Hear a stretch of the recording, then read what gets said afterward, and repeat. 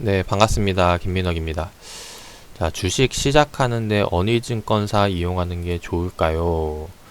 이런 질문을 주셨는데, 여기에 대해서 오늘 한번 좀 이야기를 드려보도록 하겠습니다. 자, 일단 처음 주식을 시작하시는 분들이 이제 많이 주는 질문 중에 하나인데, 내가 처음 선택한 증권사가 앞으로 평생을 이용할 수 있는 만큼 이제 많은 고민을 하게 됩니다. 근데 이 고민을 한다고는 하는데 사실 내가 고민을 하는 만큼 실제로 뭐 어디가 좋은지 이제 발품 팔아가면서 이제 알아보고 노력하는 사람들은 그리 많지 않다라는 거죠.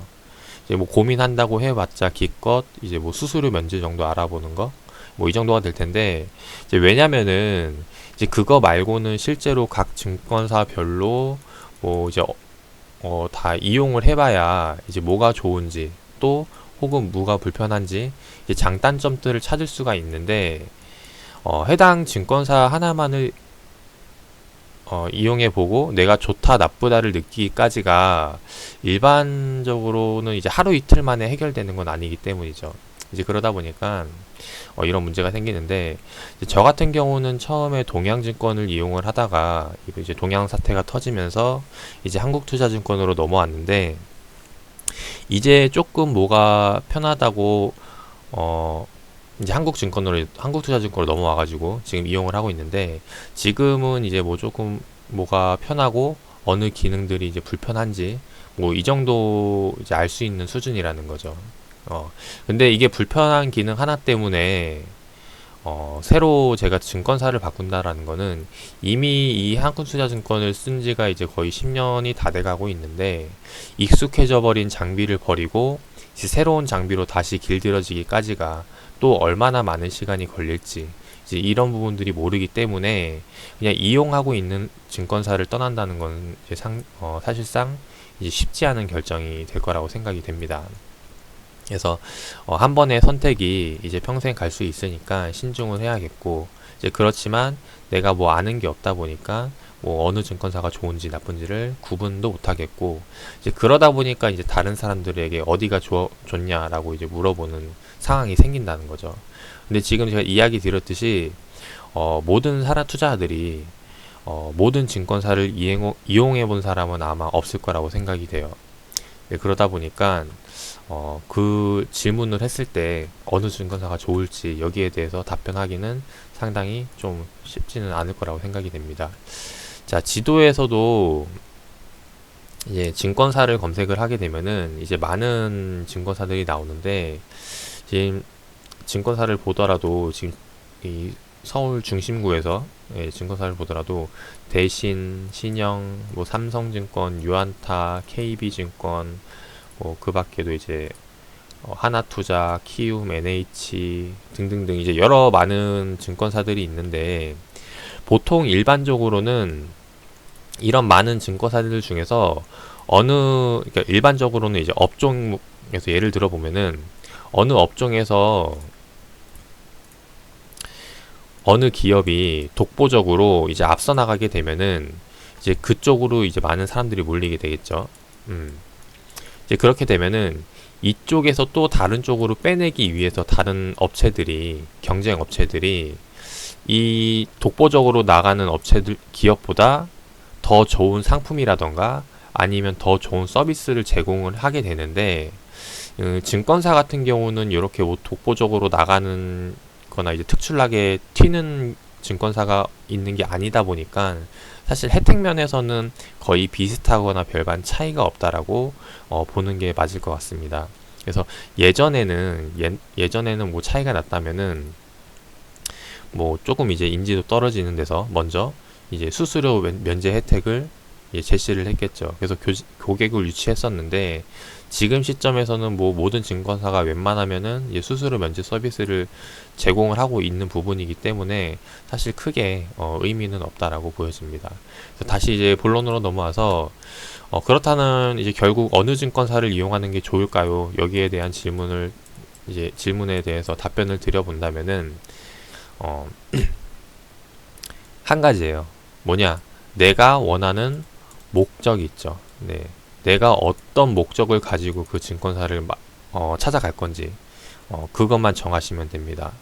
그래서 보통은 이 목적이라는 게 내가 주식을 배우기 위해서이기 때문에 주식 투자에 대한 멘토가 있다면은 그 멘토가 쓰고 있는 이 증권사를 따라가는 게 가장 빨리 배우는 길이 될 테고, 만약에 없다면은 대중적으로 많이 쓰고 있는 증권사를 선택을 하는 게 좋습니다. 자, 대중적으로 많이 쓰는 증권사를 어떻게 찾냐? 예전에는 이제 인터넷에 주식 관련 자료들을 찾아보곤 하면은 대부분 이 차트 이미지가 뜨죠. 네. 이미지가 뜨는데 대부분 차트 이미지가 뜨는 게 이제 키움증권이었어요. 그래서 키움증권을 많이 권해드렸었는데, 최근에는 이제 키움보다는 좀 이제 다양한 차트들, 뭐 이제 여러 증권사들이 많이 나오고 있다 보니까, 그래서 이제 키움이라고 좀 이야기 드리기도 조금 이제 모호한 부분이 있지 않나 생각이 됩니다. 그래서 앞서 이야기 드렸듯이 이제 증권사를 쉽게 바꿀 수 있는 게 아니기 때문에 그래도 그나마 과거에 키움이 많이 썼기 때문에 지금도 일단 키움이 지금 아직까지도 좀 많이 눈에 띄지 않나 하는 이제 개인적인 생각을 해보고, 이제 그러다 보니까 일단 대중적으로 이용하는 걸 사용하고 싶다면은 일단 키움이 되지 않을까 이야기를 드려보는 부분이고, 일단 제가 처음 주식할 때만 하더라도 그때 당시에 이제 막 인터넷이 발달하던 초입기였기 때문에 저는 이제 인터넷에서 정보를 찾기보다는 이제 발품을 팔아가면서 이제 증권사들 돌아가면서 그렇게 하면서 이제 배우기 시작을 했어요. 이제 그러다 보니까 가장 가까운 증권사를 선택을 하게 됐고, 이제 그게 이제 매일 궁금한 게 생기면은 이제 메모지에다가 적어 놨다가 이제 일주일에 한두 번씩 이제 증권사를 방문해 가면서 이제 그렇게 이제 저는 주식을 배우기 시작을 했습니다. 그래서 매번 이제 매주 찾아가는 게 이제 또 그쪽에서는 이제 귀찮은 일이라고도 생각을 했기 때문에, 그래서 미안한 마음에 이제 간식 사갈 때도 많았고, 이제 처음에는 이제 그렇게 해서 증권사를 많이 방문을 했었는데, 이제 그러다 보니까 시간이 지나가지고 이제 나중에는 제가 이제 방문해서 상담했던 그 직원분이 이제 승진을 하게 되면서 나중에는 이제 대기표 안 끊고 바로 이제 룸에 들어가서 차 마시면서 대화 나누고 이제 그런 단계까지 이제 올라가게 됐다라는 거죠. 그래서 이제 결론을 말씀을 드려보면은, 멘토가 있다면은 그 멘토가 쓰는 증권사를 쓰시고 그래야 이제 보다 쉽고 빠르게 배우는 길이 될 테고, 만약에 멘토가 없다면은 그냥 집이나 아니면 직장에서 가장 가까운 증권사를 만드시고 그 다음에 자주 방문을 하면서 될 수 있다면은 좋은 인연 만들어 가는 게 좋은 인연 한번 만들어 보시는 게 어떨까 합니다. 왜냐면은 인터넷에서 듣는 정보와 그리고 현직에서 현직 종사자들이 그 공유하는 정보는 또 이제 이 정보의 질이 다를 수 있기 때문이라는 거죠. 그래서 여기에 대한 부분도 한번 비교해 볼 수 있다면은 비교해 보시면 좋다라고 말씀을 드리고 싶습니다.